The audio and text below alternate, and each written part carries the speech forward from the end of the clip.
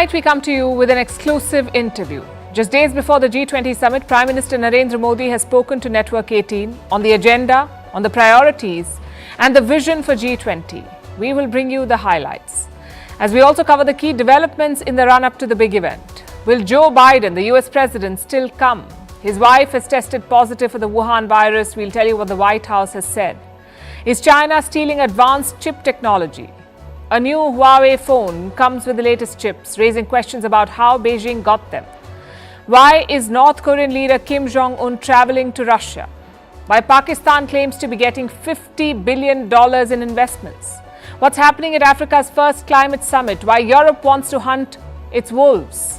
And a special report on Teachers' Day. You don't want to miss this one. The headlines first. Will France withdraw its troops from Niger? The French army is holding talks with Niger's military. Around 1,500 French troops are deployed in the country. Ever since the July coup, anti-France sentiment has been on the rise in Niger. The coup ousted French ally President Mohamed Bazoum.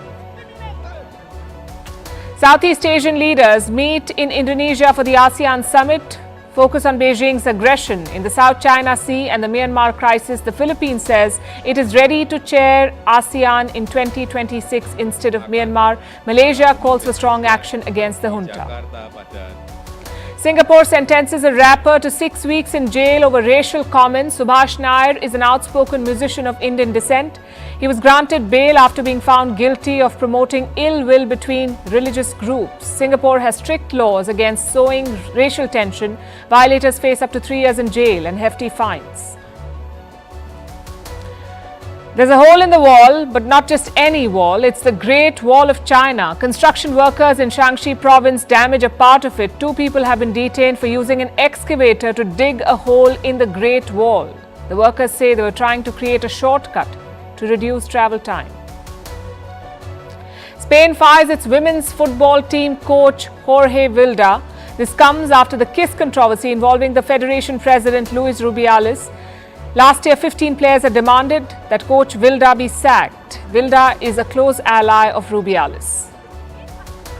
And India announces its 15-member squad for the Cricket World Cup. Rohit Sharma will lead the team, KL Rahul, Suryakumar Yadav and Shardul Thakur included. But Sanju Samson has been left out. India is hosting the World Cup, which begins on the 5th of October.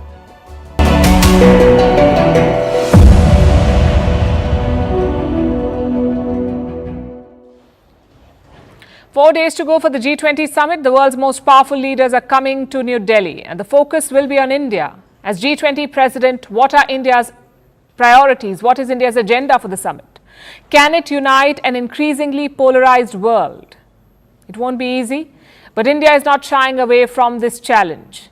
In an exclusive interview to Network 18, Prime Minister Modi has spelled out his priorities. He spoke to our sister publication Money Control, and he weighed in on a lot of issues, on India's priorities, on the issues that have caught his attention, and on how India will contribute to the G20. Tonight, we are bringing you the highlights of this exclusive.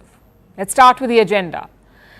How does Prime Minister Modi define India's priorities? He's guided by an old but familiar motto: Sabka Saath, Sabka Vikas, Sabka Vishwas, Sabka Prayas, which translates to everyone's support, everyone's development, everyone's faith and everyone's effort.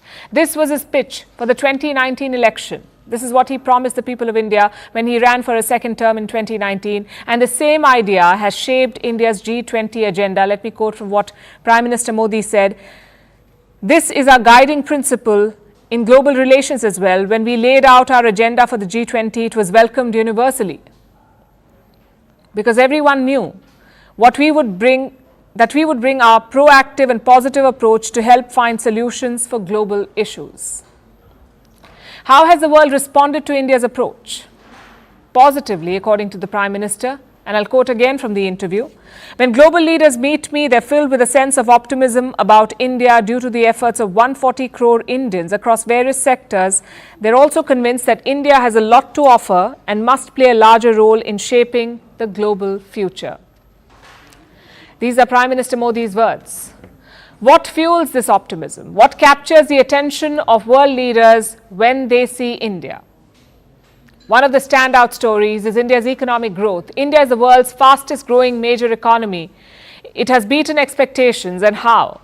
Last week, we got some numbers. From April to June this year, the Indian economy grew at 7.8%. And these are fantastic numbers given the global environment. Most countries are reporting sluggish growth. India's pace has given more confidence to its policymakers. They can chase bigger goals on the world stage. And Prime Minister Modi highlighted this during the interview. Listen to what he said about the economy. India's growth is not only good for Indians, but also for the world. India's growth is clean and green growth.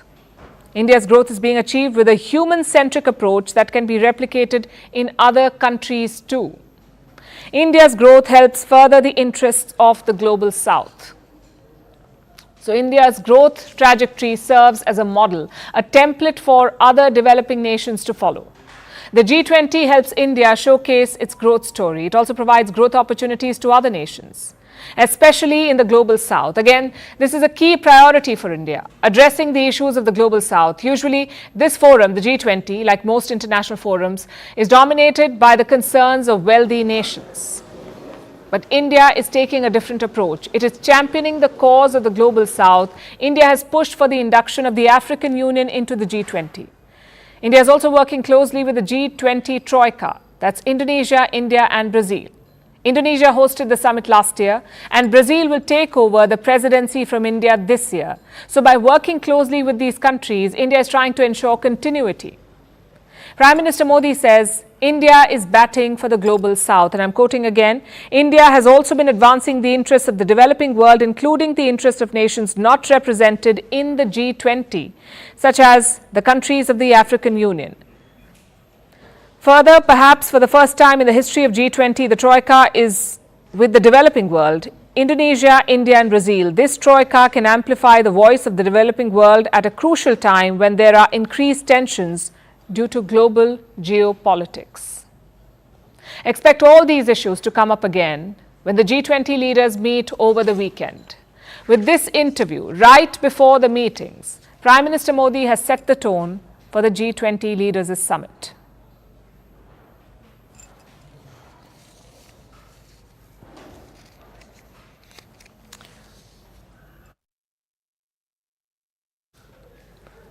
But the guest list is still unsettled. Two big names have already dropped out: China's Xi Jinping and Russia's Vladimir Putin. Could Joe Biden be next? The US president is supposed to arrive 2 days early. So this Thursday, he's supposed to arrive on Thursday, but his travel plan is facing a last-minute hiccup.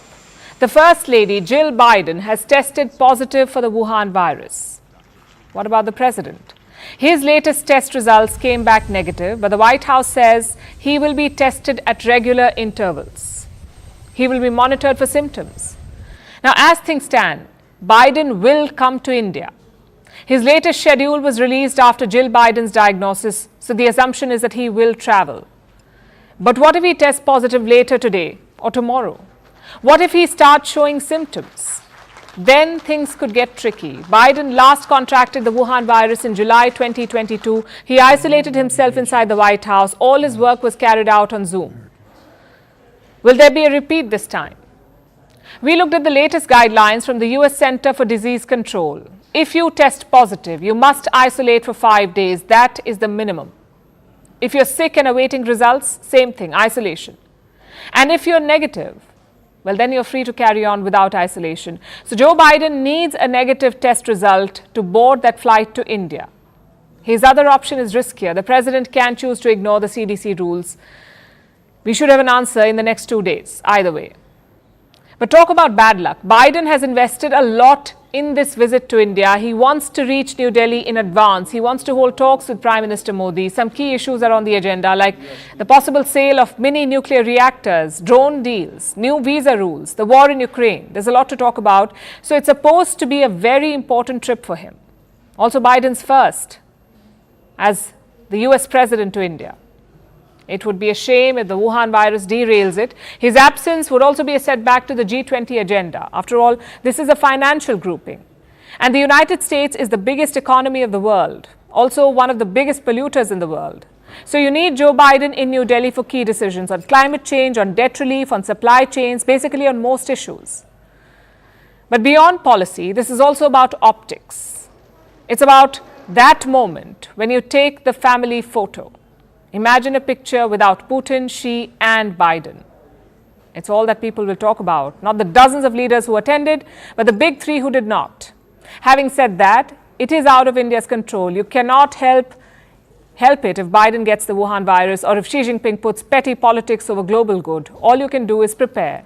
So let's check in on how New Delhi is getting ready for the big event. The final touches are being added. The entire city will soon turn into a fortress. The plan is to deploy 130,000 security personnel. This includes the Delhi Police, the Central Forces and the National Security Guard. Snipers will also be posted atop buildings in central Delhi. It's like nothing that India has seen before.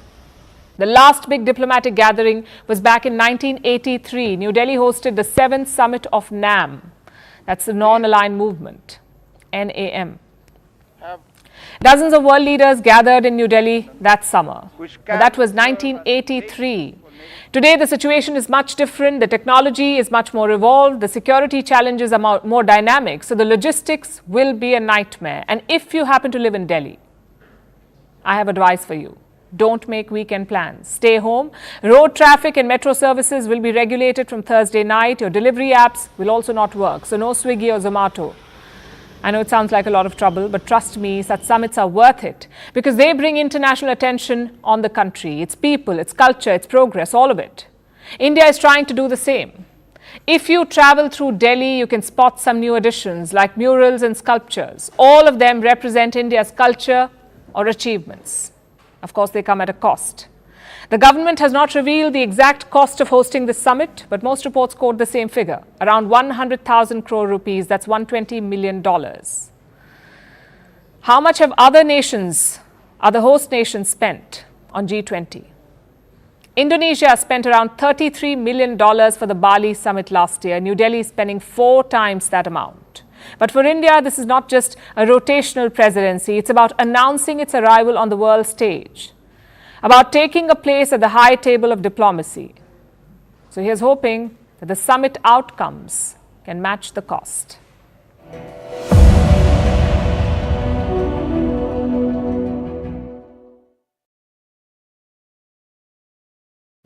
Meanwhile, the US-China rivalry is getting more intense. They're locked in a Cold War, fighting on many fronts. One of the biggest flashpoints is chips or semiconductors.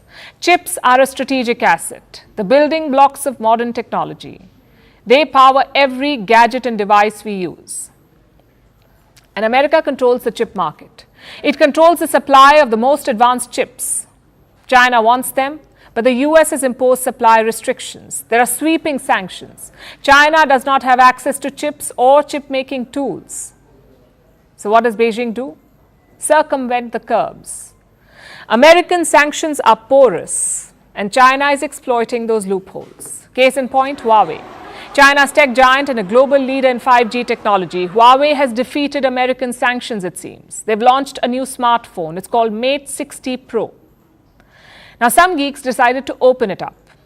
What they found inside was an advanced chip. It's been called a breakthrough.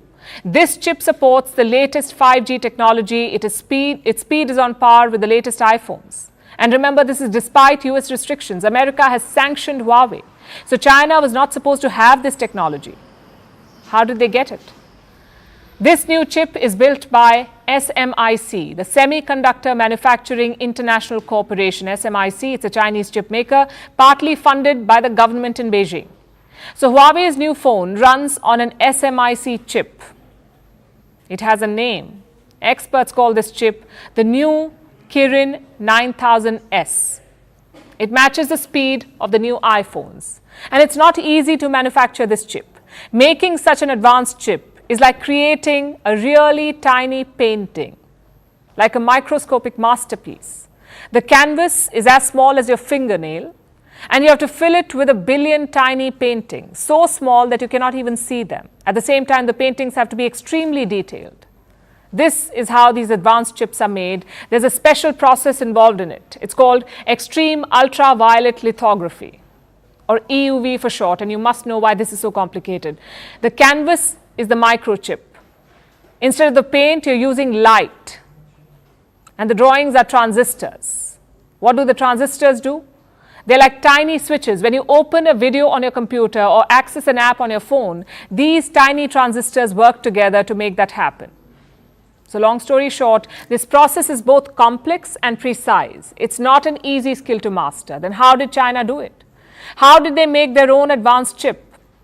Well, we don't have an answer, but we can tell you about some theories doing the rounds. Apparently, this chip was made using cutting-edge European techniques, meaning European tools were used. So did Europe supply this technology to China? Well, that is unlikely because the transfer of this technology is also restricted. Then how did Beijing get it? Two possibilities. Either China bought the tools before the restrictions came into force, or they stole it. And neither possibility can be ruled out. You see, before the sanction kicked in, China made large purchases of semiconductors, so Huawei could just be getting chips from an old stockpile. But recent reports also say that Huawei was trying to skirt Western sanctions. It is building a secret manufacturing network. Huawei has bought up chip-making plants. What they're really after is chip-making equipment. And all of this was done with utmost secrecy. Huawei is said to have hidden the fact that it owns these plants, apparently to evade Western sanctions. And the company is clearly getting help from Beijing, including but not limited to state funding. China is said to have given Huawei around $30 billion. What are the funds for? To expand chip production. For Beijing, this is top priority. They want to close the gap with America and they're pumping in more money. China is set to launch a new state-backed investment fund. The plan is to raise $40 billion, 40 billion, and invest this money in chip making. Where will the money come from? The Chinese state will provide some 60 billion yuan, that's more than $8 billion. What about the rest? Well, we don't know yet, but we do know that Xi Jinping is very keen on the project. He wants self-reliance in technology. The Chinese president is making an aggressive push. In the past, he has pulled up Chinese companies. He said they were not making enough progress. Xi Jinping believes semiconductors are as important for the country as the heart is for the human body. Not making this up, I have a quote from the Chinese president. When your heart is not strong, no matter how big you are, you're not really strong. This is from 2018. This is what he said to some executives from a chip-making company. He wanted them to step up, to do more. And it seems he's got his wish. China is making rapid advances as America's policy of sanctions suffers yet another setback.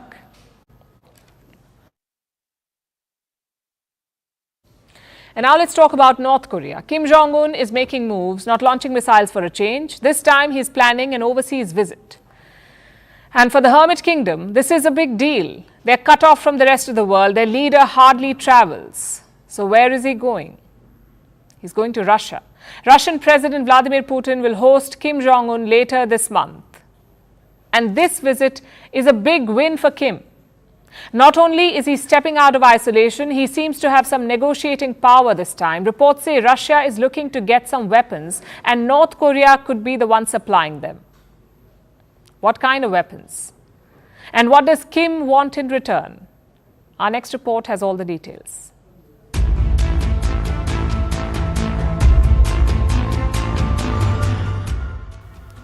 North Korea isn't used to getting a lot of attention, which is why its leader keeps firing rockets. But Kim Jong-un's fortunes might be changing.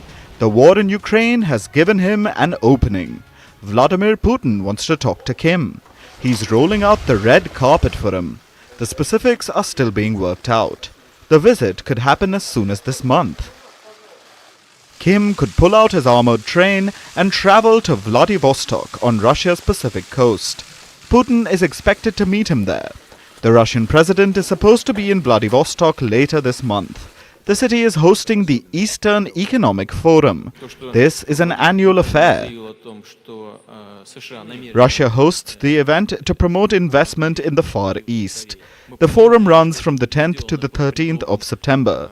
It's a nice window for Putin and Kim to meet. Why is the Russian president making the outreach? He wants something from Kim: North Korean artillery shells and anti-tank missiles. Recently, Pyongyang welcomed a visitor from Russia, Russian Defense Minister Sergei Shoigu. Kim Jong-un gave him a tour. He was seen chaperoning the Russian defense minister and showing off the latest North Korean weapons, like this ballistic missile.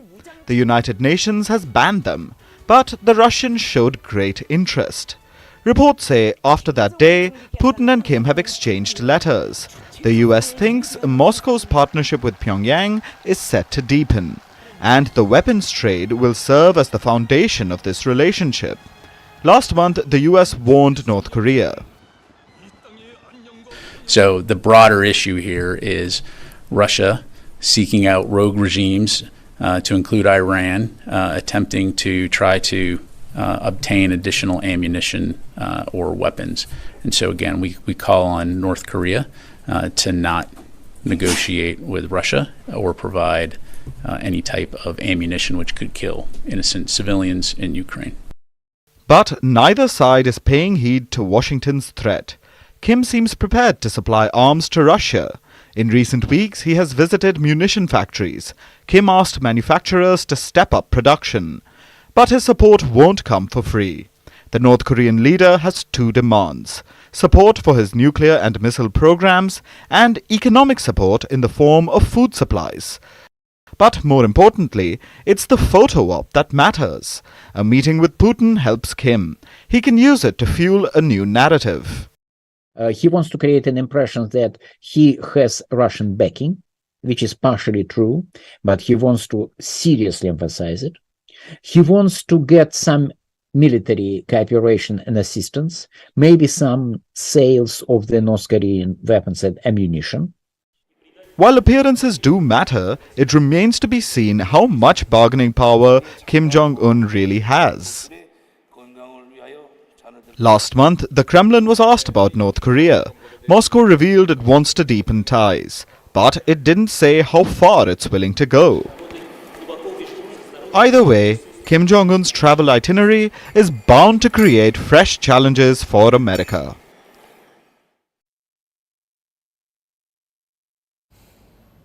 Is India going to be renamed?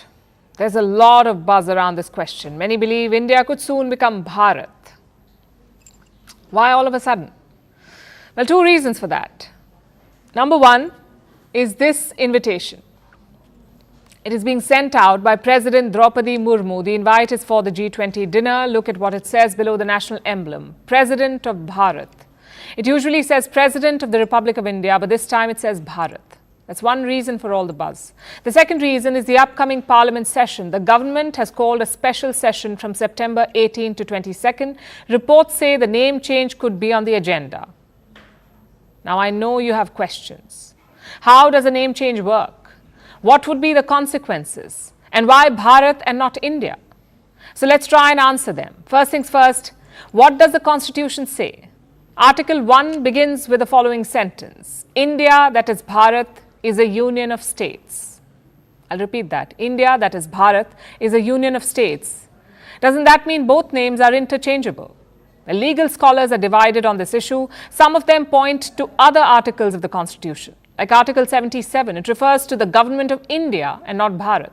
Also Article 52, which mentions the President of India and not Bharat. But some scholars disagree. They say Article 1 makes it clear that both names are the same, India and Bharat. What's written elsewhere does not matter. So which side is right? Well, that depends on what the government is trying to do. Are they making both names interchangeable, or are they abandoning India for Bharat? So far, there is no word, no clarity. The government has not confirmed anything about the name change. So it's all speculation at this point. Either way, a constitutional amendment will be necessary. You will have to add, remove or tweak parts of Article 1. Now let's assume that the government does that. Is the job done? Quite the opposite, really. The word India is part of so many institutions, laws and positions, like the Supreme Court of India, the Chief Justice of India, the President of India. All of it may have to be changed. Every article of the Constitution mentioning India may have to be amended, and even then, there is a final test. Such a move will likely be challenged in the Supreme Court. In fact, it already has been. In 2020, the Supreme Court was hearing a petition. The petition wanted to drop India from the Constitution. And what did the court say? It dismissed the petition. It said, India is already called Bharat. So my point is simple. Even if the government wants it, it will not be easy. There are multiple political and legal challenges to renaming the country, which is why it's important to understand what this debate is about. Where does India come from? Where does Bharat come from? And how are they different? Well, Bharat dates back to Puranic literature. We have different versions of it, like Bharat or Bharatvarsh. Even the Hindu epic Mahabharat mentions it. Mahabharat. Bharat is defined as the land between the sea and the snowy mountains. Sort of fits India's geography, the Himalayas in the north, the Indian Ocean in the south. There are also some legends associated with the name, like the King Bharat. He is said to have been an ancestor of the Pandavas. The belief is all people in the subcontinent descended from him. So the land he ruled became Bharat. And where did India come from? The origin of India is from Sindhu. It is Sanskrit for the river Indus. But getting there took a long time. The Persians modified Sindhu to Hindu. The Greeks borrowed it from the Persians and they modified Hind and Hindu to Indus. So by the 3rd century, the land south of Indus, the land south of the river Indus became India. But did the locals use it? Well, not really. Under the Mughal rule, India was called Hindustan. That changed only from the late 18th century. The British began using India instead of Hindustan. We don't know why. Some historians say they liked the Greco-Roman roots. Then came 1947. India became an independent country. The makers of our constitution also debated the country's name. Some wanted Bharat instead of India. But in the end, all such proposals were voted down and the current one prevailed. India, that is Bharat. Today, there is also political context to this debate. In July this year, India's opposition parties announced a new coalition, a coalition called India. It's an acronym actually. Indian National Developmental Inclusive Alliance, INDIA. Around 26 opposition parties are part of it. All of them oppose the name change. They say it's about politics and not policy. But the government supporters disagree. They say it's about abandoning India's colonial roots. It's about reclaiming India's past. It's hard to say how this will play out. Even if India changes its name, it won't be alone. Many others have done the same. Turkey, for instance, is now Turkey. The Czech Republic is Czechia. Swaziland is Eswatini. Holland is now the Netherlands. Siam is now Thailand. Burma is Myanmar. Each country had its own reason for the name change. India's reason could determine the outcome of this endeavor.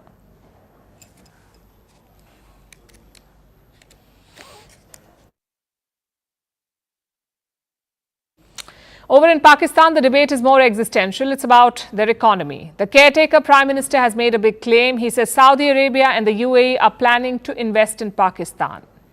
How much money?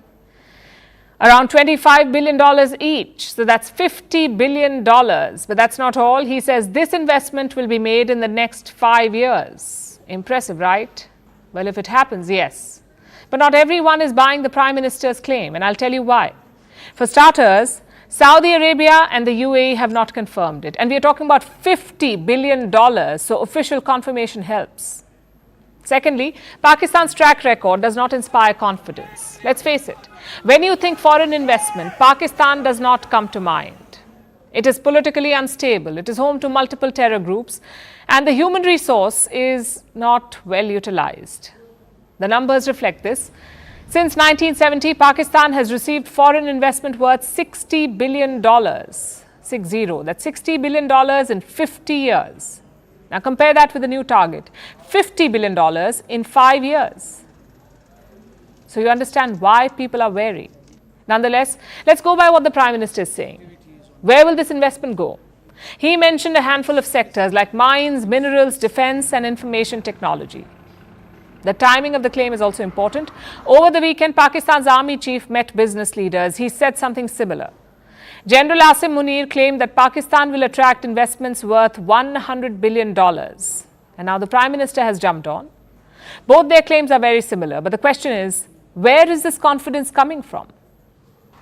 Apparently, natural resources. The Prime Minister says Pakistan is home to vast untapped resources. How much are they worth? According to him, $6 trillion. $6 $6 trillion worth of natural resources in Pakistan. Islamabad is hoping that rich countries will invest and exploit these resources. Well, China has already pumped in billions, so their next hope is West Asia. Oil-rich kingdoms like Saudi Arabia and the UAE, they have helped Pakistan in the past. For instance, in July, Riyadh gave financial assistance worth $2 billion. But there's a difference. That was help. This is investment we are talking about. And when you invest, you expect some returns. You expect to make profits. And that's where Pakistan could have trouble. Now, imagine you're an investor. You're looking for places to invest. What will your wish list look like? I'm guessing somewhere politically stable, where electricity is cheap, where labor is skilled, and where infrastructure is top-notch. Does any of this remind you of Pakistan? Their traders organized a nationwide strike last week. Thousands of shops were shuttered. Angry mobs are protesting the rising inflation. Power bills have doubled in the last 3 months. Fuel prices have topped 300 Pakistani rupees. That's a record in the country's history. You can see the outrage in these pictures. People are burning tires on the streets. They're attacking power company workers, and chances are this crisis will only escalate. There is now talk of a water shortage in Karachi. The city's pumping station has run out of electricity. No electricity, no pumps. No pumps, no water. The authorities are trying to fix this issue. But reports say at least parts of Karachi will experience water shortage, and that's a double whammy. No power, no water. And Karachi is supposed to be Pakistan's commercial capital. This city alone makes up 20% of Pakistan's GDP. They don't have water or power. And if this is the condition in Karachi, you can imagine the rest of Pakistan. So simply talking about billion-dollar investments is not enough. You need to lay a solid foundation. You need to invest in people and infrastructure. Only then will growth be sustainable. Also, Islamabad needs to ask itself one important question. Who is this growth for? For the people of Pakistan or for foreign powers? Because we've seen what happened with China. They brought their own workers to Pakistan. They exploited the natural resources of the country, and now there is resentment. Locals say the investment from China is not helping them. So headline announcements will not cut it. Pakistan's economic crisis is the symptom of a deeper problem. Petrodollars can hide it, but not solve it. To Africa now, where a historic climate summit is taking place in Kenya. Nairobi is hosting delegates from across the African continent. The goal is to decide on a way towards sustainable development. And this is the first such summit in Africa. It's a way for the continent to take charge, instead of always ending up the victims of extreme climate. But the way forward is not clear. Some countries want to bypass fossil fuel-led growth. They want to transition directly to green energy. Other nations, the ones who have massive fossil fuel deposits, do not want that, obviously. They want to exploit their natural resources to achieve economic prosperity. It's a tough debate, made tougher by protesters. People have taken to the streets of Nairobi. They demand an end to energy neo-colonialism. They say Africa's resources should be used to uplift the continent and not as a safety net for the polluting activities of the developing world. Here's a report. In the fight against climate change, Africa has entered the arena. The Africa Climate Summit 2023 is taking place. It's being held in Kenya's capital, Nairobi. The city has become the stage for the climate battle. But as great as the summit is, it isn't without controversy. The participating nations have yet to agree on a way forward, and delegates from other parts of the world are pushing their own agenda, which has left many fearful for the path Africa will take. You see, the continent has been getting a raw deal. It's home to about 1.46 billion people. That's about 17% of the world's population. Yet it emits far fewer greenhouse gases than the developed world. The US and China are the biggest greenhouse gas emitters on the planet. They are the chief contributors to the climate crisis. And it's Africa that unfairly bears the brunt of extreme weather brought about by climate change. This continent accounts for less than 4% of global emissions. Yet it suffers some of the worst effects of rising global temperatures. Extreme heat, ferocious floods, and tens of thousands dead from devastating droughts. The African continent isn't alone, of course. Many countries with negligible carbon footprints suffer the adverse effects of climate change. This is around the world. The collective global south pays for the sins of the developed world. But Africa is emerging as a solution. The continent has the potential to generate massive amounts of clean energy. Solar, wind, hydroelectric, everything is possible in Africa. And some African countries have been harnessing these green sources. It is quite incredible, significant, that Kenya is now at about 91% renewable, and by 2025 anticipates being at about 95% renewable. And they're growing. So I think that it's clear that this will be a proving and a testing ground in these next few years for what's possible. The summit host Kenya is at the forefront of renewable energy generation, and President William Ruto is championing green growth. He has a plan. Let Africa bypass the fossil fuel-based growth of the West. Instead, the continent should move directly to clean energy, develop that capacity, and then sell it to the rest of the world. Not just energy, but carbon credits. The restoration and expansion of Africa's natural carbon sinks are not just an environmental imperative, in fact. They are an unparalleled economic goldmine. Carbon credits are almost a transfer of responsibility. A polluting country can continue polluting if it buys carbon credits. It can pay green countries for their share of pollution capacity.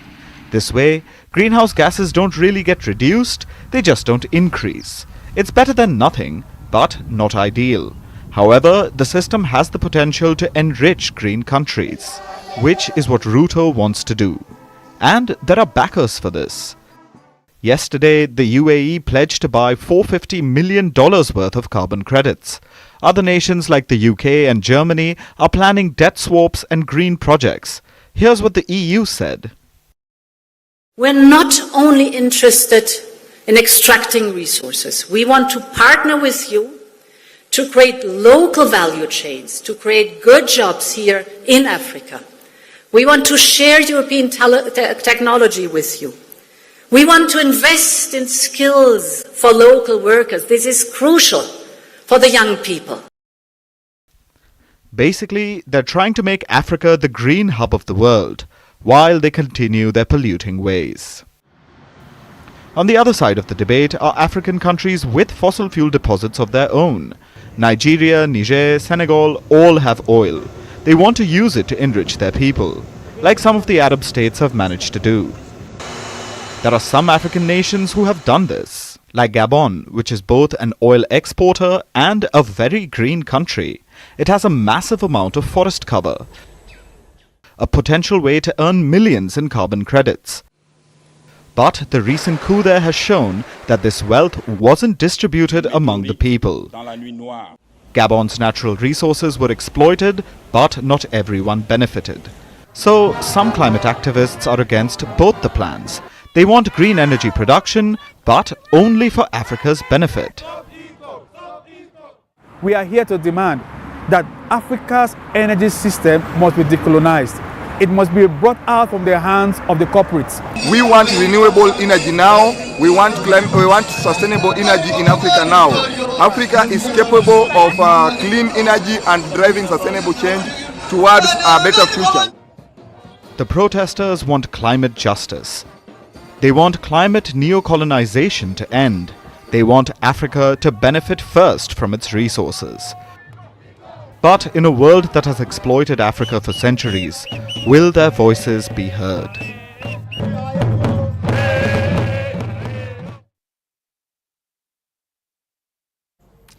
Now let's turn our attention to another theatre of colonization, the Pacific. Pacific Island nations are in the middle of a new battle, a battle for influence. On one side, you have the West, led by the big brother America and its deputy in the region, Australia. The West has long considered the Pacific its backyard. But of late, China has been trying to bring Pacific Island nations over to its side, trying to wean them away from the West using lavish gifts and insidious agreements. The gifts include your usual loans and infrastructure projects, but also unique offerings like a $74 million stadium. That's right, China has built and gifted a multi-million-dollar stadium to the Solomon Islands. These islands are located close to Australia. They're a nation of about 700,000 people and one of the poorer Pacific Island nations. They're set to host the Pacific Games this November. It's the first time the Solomon Islands are hosting the Games, and the stadium is apparently a gift from China. The plan was this. The Solomons would fund 20% of the infrastructure for the Games, and the remaining 80% would be funded by foreign sources. And most of this money came from China. We are talking about investment close to $119 million. That's what China has spent on the Pacific Games. Quite a generous gift, you would say. But China is not known for handing out free money. Countries in its debt like Sri Lanka and Pakistan can attest to that. Then what's the catch here? Beijing says there is no catch, that the stadium and other facilities were given with no strings attached, apart from the fact, of course, that they signed a shady deal, a security deal between China and the Solomons. It was signed last year. China will train the security forces of this island nations like their police force. And they were to be trained with replica guns sent by China. It sounds all kinds of shady and dubious. Why send replica guns? Turns out they were real after all, which marks another twist in this tale really. Is China secretly sending weapons to the Solomon Islands? A new report cites American diplomatic cables. They say these Chinese guns were not replicas. Last year, a shipment came from China. It bypassed the port authorities at Solomon Islands. The shipment was unloaded in the middle of the night with no proper documentation. And all this set off a political storm in the Solomons. That's when the government said that these were replica weapons. They produced replica weapons. They said all accusations were wrong. But the US does not buy this explanation. It believes that China has been sending genuine weapons with unique serial numbers. It's yet to be confirmed, but if it is, it will show China's ambitions. Sending weapons to the Solomons means a closer agreement. Also a new weapons market for China, creating a dependency and moving in the West's traditional turf. The government in the Solomons denies all of it, of course. And it's not the only country caught in this turf war between China and the West. As you move south from the Solomons, you arrive at Vanuatu, a country of about 330,000 people. It is in danger of being swallowed by the ocean. It's at the forefront of climate change, also increasingly at the forefront of the China-West influence war. Last year, Vanuatu signed a security pact with Australia. It was negotiated by their Prime Minister. The man was ousted yesterday. He faced a no-confidence motion. He was ousted. He was accused of putting Vanuatu's neutrality at risk by signing this security pact with Australia. So he was removed even before the pact could be ratified by his country's parliament. Now a new man has taken charge. His name is Sato Kilman. He says the security deal will have to be revisited. And that's one of the first things that he said after taking office. The new Prime Minister has been accused of being pro-China. When asked about his stance, he said, "We are not pro-West, we are not pro-Chinese, we adopt a non-aligned policy," which is a noble sentiment, but can he really pull it off? The Pacific Island nations are in a unique position. They are being courted by rival powers. They could potentially play the West and China against each other to reap the benefits. But both factions have a history of exploitation. The West and its history of colonization, and China and its newfound love for debt trap diplomacy. If the Pacific Island nations are not careful, all these pacts and gifts could turn into a trap. The gifted stadiums could end up becoming gilded cages.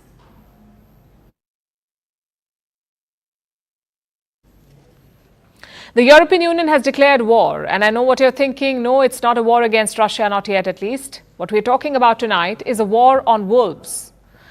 There are strictly protected species in the European Union, meaning you cannot capture or kill them. But now their number has exploded, and the return of the wolves poses a danger, especially to livestock and human life. So the European Commission wants to review their protection status, and championing this cause is the EU chief herself, Ursula von der Leyen. She is pushing for the change. Our next report tells you why. It was the night of September 1st, 2022. A male wolf was prowling in Lower Saxony, a rural area in northwest Germany. The wolf used the darkness as its cover. It sneaked into a well-guarded compound and ended up killing a pony. But it turns out this wasn't just any other pony. It was 30-year-old Dolly, a pony that belonged to EU chief Ursula von der Leyen. The kill may have been random, but the fate of the wolf was sealed. It became enemy number one for the European Union. Officials issued kill orders. There was a bounty on its head. But all of that was in vain, because the wolf that killed von der Leyen's beloved pony was never caught. However, the EU chief seems to have not given up. One wolf may have evaded her, but Brussels now has its sight on all the wolves across the continent. Wolves roamed Europe long before humans, but they soon became extinct. That's due to rampant hunting. They were extinct in much of Western Europe. After having been systematically eradicated, the numbers have only gone up in the last decade. That's when wolves were designated as a protected species. It means you can't kill or hunt them. Europe currently has around 19,000 wolves, and in Germany, there are around 1,200 wolves. So the numbers have gone up, but not everyone is happy, like Ursula von der Leyen. She lost her beloved pony, just like other farmers who lose their livestock to wolves. Complaints have been growing. EU states have seen a dramatic increase in the number of livestock killed. In Austria, livestock killed by wolves increased by 230% in 2021. So now farmers want the right to shoot them, and the EU chief agrees. The European Commission now wants to review the protection status of wolves, but conservationists have slammed this move. They say the recovery of the wolf population has been slow, and it must be celebrated, not culled. So, what will it be for Europe? Will they declare a war on wolves? Or will they come to the howling consensus that coexistence is better than culling?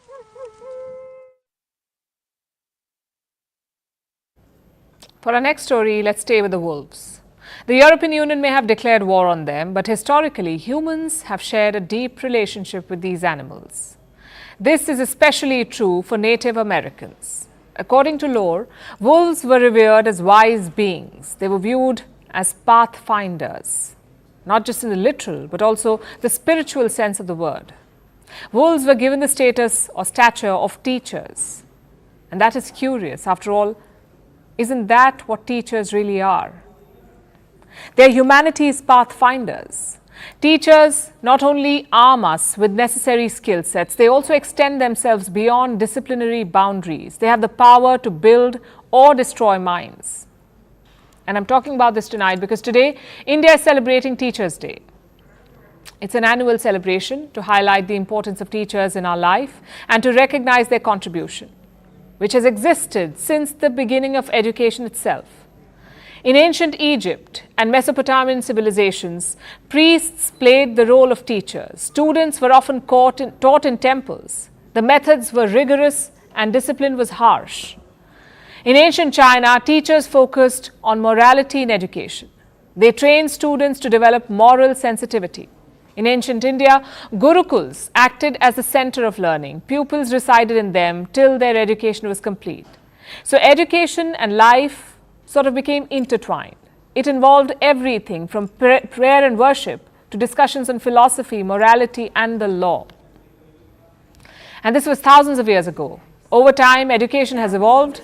It started with bamboo books and papyrus scrolls, then went from blackboards to smart boards in classrooms. During the pandemic, it shifted to Zoom classrooms. And now ABC has become GPT as AI is disrupting education. Bots are drawing up lesson plans for teachers and helping students with essays and maths problems. The role of teachers has also changed, from being sages on stages to facilitating learning, leaving us with one question: who is a teacher anymore? After all, anyone can learn new skills from YouTube videos or write a verse with a little help from ChatGPT. This affects how we look at our teachers too. Reports say teacher morale is at a low point today. It is fueled by low pay and lack of respect for what they do. Teachers rank 7th in the global poll on 14 respected professions, 7th. The world over, only 36% people believe that students respect their teachers. That's awfully low. In many countries, teachers are paid less than what they consider fair. Some of the worst paying countries are the Slovak Republic, the Czech Republic and Poland. And this is so confusing, especially as historically speaking, teachers were put on pedestals. They play a crucial role in our lives. Good teaching has hardly been about simply imparting knowledge or information. It is both complex and elusive. Teachers can help students become the best versions of themselves. They elicit response, they challenge thinking, they even push us to think deeply. They can change our lives completely. In fact, let me ask you this. Has a teacher ever made a real difference in your life? Be it an educator or a mentor. A sea of faces is probably floating through your mind. That's because each teacher's unique personality, their eccentricities, their unnerving tactics are etched in our memory. Every one of them impacted us in some way. Historian Henry Adams once said, "A teacher affects eternity. He can never tell where his influence stops." And he was right. Research agrees with this. Having a good 4th grade teacher makes a student more likely to go to college. Having a good teacher means students grow up to earn more, about $25,000 more over a lifetime than they would otherwise. A great teacher for a single year between 4th and 8th grades means students earn more in their late 20s. Positive high school teachers can do wonders. When teachers have high expectations of their students, they produce more students completing college. Teachers across the world know the power they hold, and every day they show up. Many in difficult situations. Like Indian teacher Ranjit Singh Disale. He teaches young girls belonging to a tribal community at a rundown building in a village in Maharashtra. Before him, attendance was as low as 2% in this village and teen marriage was rampant. But today, teen marriage is non-existent here and attendance stands at 100%. Another example is Kenyan science teacher Peter Tabichi. He gives away 80% of his income to help students at a poorly equipped school. These students could not otherwise afford uniforms and books. And these may be extraordinary stories, but every teacher plays a remarkable role. Our teachers make us who we are. And when we get lucky with a teacher, we get really lucky. So if you haven't already, make sure you call or message your teacher and thank them today. And now it's time for Vantage Shots, images that tell the story.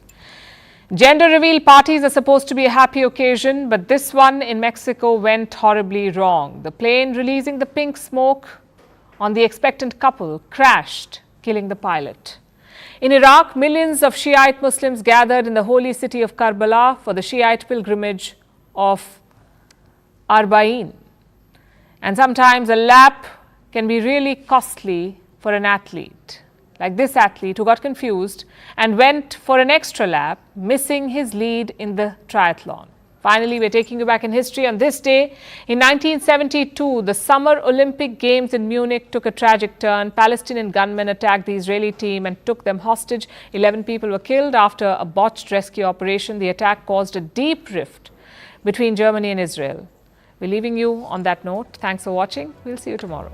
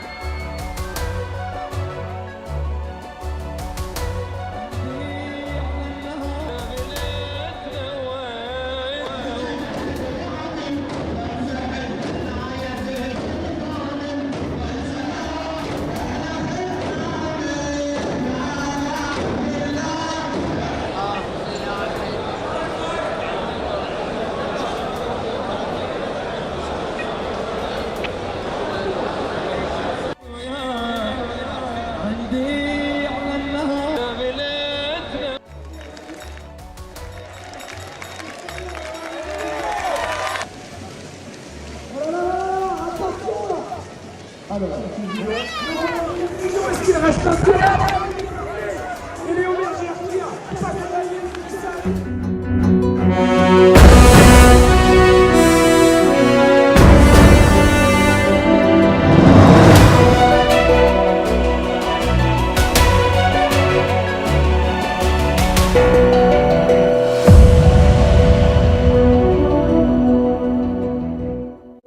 guest of the Bastille Day celebration, and when President Macron will be in Delhi, there could be a possibility that Prime Minister Modi will have something special or some special arrangement for him over a lunch or something.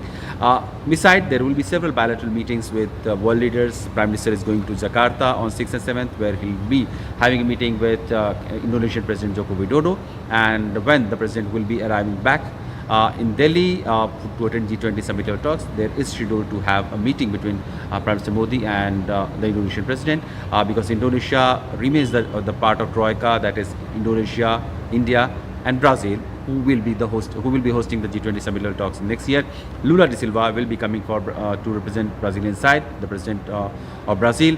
He just had a meeting on the sidelines of BRICS summit level talks in Johannesburg, also with Prime Minister Modi, and we'll have to see how those meetings will take shape when the frequency of the leaders talk will increase, and how India, Brazil, Indonesia and other part of the South, global South will become a more stronger voice in the context that they want to have some solid reforms at multilateral platforms around the world, especially in United Nations. So while G20 will remain focused on many agendas of development, issues of multilateral reforms, climate change, global security, food security is something that India is going to push for. Social justice, women empowerment is something also that Prime Minister Modi had talked in the past to be talked about at the G20 summit level talks.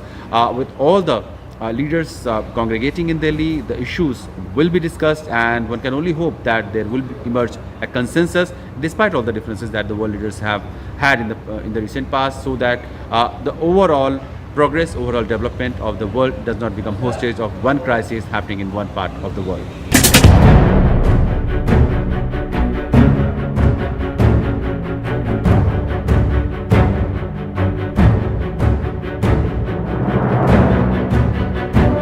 Delhi is all set to host the G20 summit level talks, when the world leaders will be arriving and discussing about the priorities, challenges, common concerns around the world, especially in the area of development and finances. President Biden of USA will be arriving most likely on 8th of September, and during those 3 days when the leadership from UK, Rishi Sunak will be coming, President Macron is also going to come on Friday most likely, and the leaders are also going to have a bilateral with Prime Minister Modi during the course of 3 days that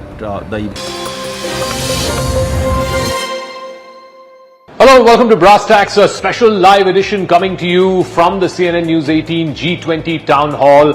The big story, just 3 to 4 days before the big summit that India will be hosting the 20 most powerful economies, 20 most powerful heads of state and government here in the national capital. A big controversy around the possible renaming of the country from India to Bharat. Never mind that Article 1.1 of the Constitution of India says, India, that is Bharat. Now, the Opposition India Alliance is saying that this is a political move, this is the Modi government getting rattled after the India Alliance, and therefore they are trying to take on the India Alliance by trying to rename the country into Bharat. Now, this entire speculation is starting from invites that have gone from the President, not of India, but the President of Bharat, to various dignitaries for a dinner at the Rashtrapati Bhavan on the first day of the G20 summit. So instead of saying President of India welcomes you or invites you to a dinner, it says the President of Bharat invites you to a G20 dinner.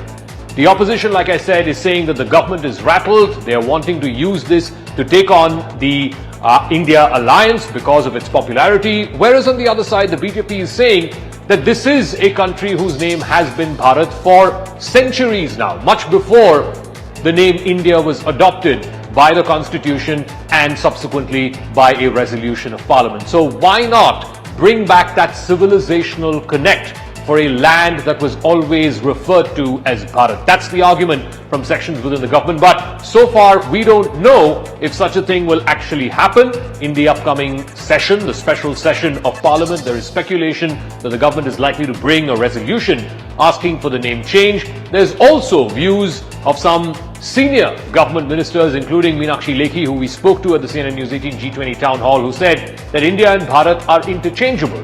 So, why get rattled? Why create such a mountain out of a molehill, if you will? And most importantly, why politicize a name which has been always associated with this ancient land?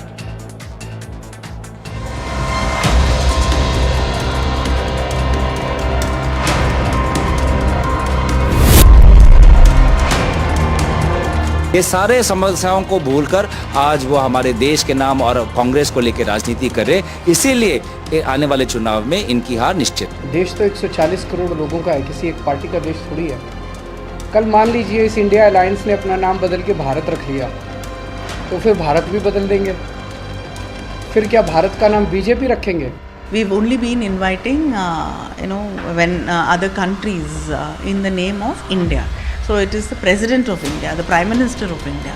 So what is the need to go and do something like this?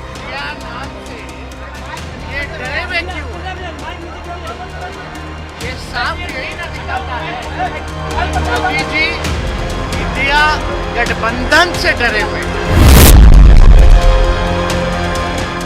Start calling us from our original name and do away with the slavish name, which reminds us and reminds the world of the slavery that we have suffered over a long period of time. Congress को तो सब कुछ छेड़छाड़ी दिखता है ना, उनको एक दिन सनातन धर्म को इरेडिकेट करना है, दूसरा दिन कुछ और बोलेंगे। इसमें मुझे कोई नहीं लगता इसमें कोई प्रॉब्लम है। भारत का नाम अगर हम भारत नहीं यूज करेंगे तो क्या यूज करेंगे?